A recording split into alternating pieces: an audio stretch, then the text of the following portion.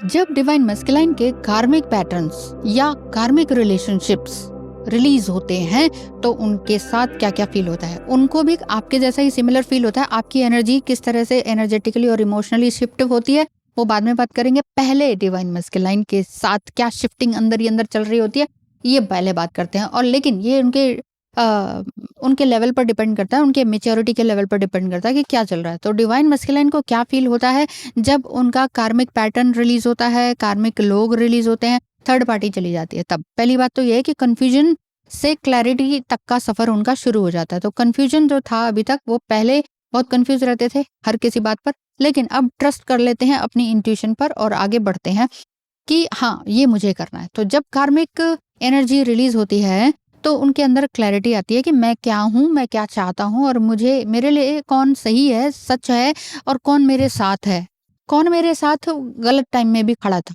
है ना। दूसरी बात, इमोशनल जो उनका सेटबैक है वो थोड़ा गिल्ट में बदल जाता है, क्योंकि कार्मिक बंधन टूटता है तो अपनी गलतियां समझ में आती हैं, अपने बेकार के जो पैटर्न थे वो सारे इनको नेगेटिव पैटर्न समझ में आने लगते हैं।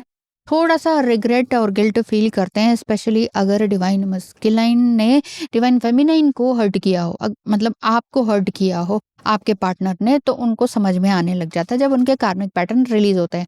तीसरी बात है कि उनके हार्ट के ऊपर से भी जो एक भारी बोझ होता है ना, वो निकल जाता है। भारी बोझ, सारी दुनिया का बोझ हम उठाते हैं। अब तक वो ये कहते थे ना, अब नहीं है, अब कहते हैं नहीं भैया फेंक दिया मैंने। तो डीप रिलीव्ड हो जाता है उनको कि इमोशनल बैगेज जो है ना वो खत्म हो जाता है, वो गठरी फेंक देते। फोर्थ है, डिवाइन फेमिनाइन की याद और ज्यादा स्ट्रांग हो जाती है, यानी कि आप जो भी बहुत ब्यूटीफुल एनर्जी में इम्पैथ है, आपकी एनर्जी बहुत ज्यादा उनको अट्रैक्ट करती है और आपकी तरफ बढ़े चले जाते हैं, नेचुरली आपकी तरफ खींचे चले जाते हैं, नेचुरली मैग्नेटाइज पुल होता है फील। ड्रीम्स आते हैं, सिंक्रोनिसिटीज होती हैं, वो सारे कुछ होता है, आपको नहीं बताते होंगे अभी, या आप ये कहेंगे हमें तो नहीं पता चल रहा, हमें तो कुछ नहीं बाद में बताएंगे ना, बाद में।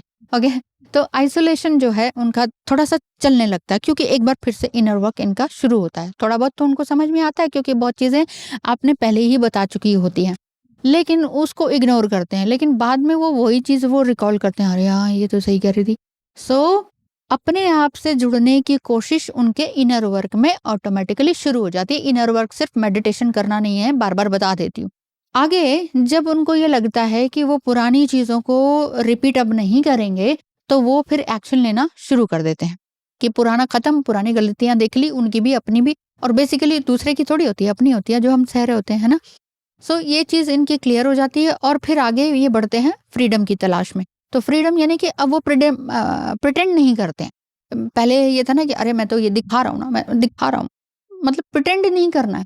डिवाइन फेमिनाइन भी समझ जाती है कि अब प्रिटेंडनेस खत्म हो गया, ऊपरी दिखावा नाटक वाटक सारे बंद हो गए, अब सिर्फ वो अपने ऊपर ही काम कर रहे हैं। तो उनकी जो फीलिंग्स है वो डीपली आप भी समझ जाते हैं, वो भी अपनी फीलिंग्स को समझ जाते हैं।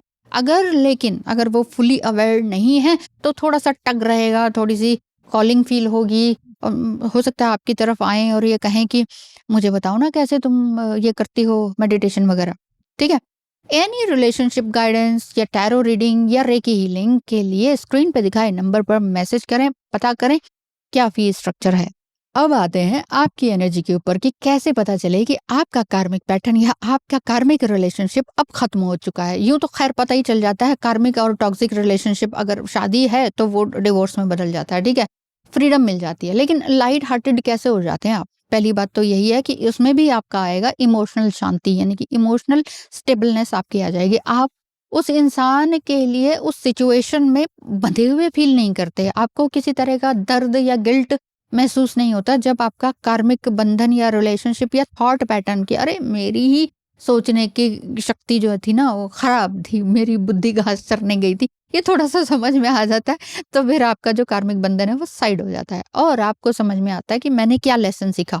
हाँ जी, कार्मिक रिश्तों का मकसद मेन ये होता है कि आपने सीखा क्या। बहुत लोग कहते हैं हमने क्या लेसन सीखना, वो हमें क्या सबक सिखाएगा।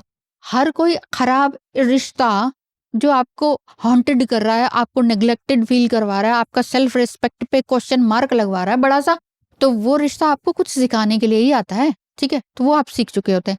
और तीसरी बात कि आपका दिल भी बहुत हल्का हो जाता है, आप भी कहते हो सारी दुनिया का बोझ अब नहीं मुझे रखना है, मैंने तो लाइट हो जाना है, तो आप पूरी तरह से लाइट हो जाते हैं। ऐसा लगता है जैसे किसी ने वेट उतार दिया हो, बहुत भारी बोझ था, दिल पे, दिमाग पे, है ना, वो उतर गया, तो इमोशनल टेंशन से दूरी आपकी बन जाती है। और क्या होता है, जब आपके भी कार्मिक पैटर्न या कार्मिक रिलेशनशिप दूर होते हैं, तब आपको ये लगता है कि अब पहले जैसा मेरी एनर्जी नहीं है, और अब पहले जैसी एनर्जी वाला हार्ट ब्रेक या टॉक्सिक लोग अब मैं नहीं सहने वाली। उसमें ये नहीं कि मैं रिबल हो गई, मैं तो गुस्सा हो गई, मैं तो अब मैं बोल देती हूँ मेरा तो ये सेल्फ वर्क है, मेरा तो ये इनर वर्क है, अब मैं तुम्हें सहूंगी नहीं।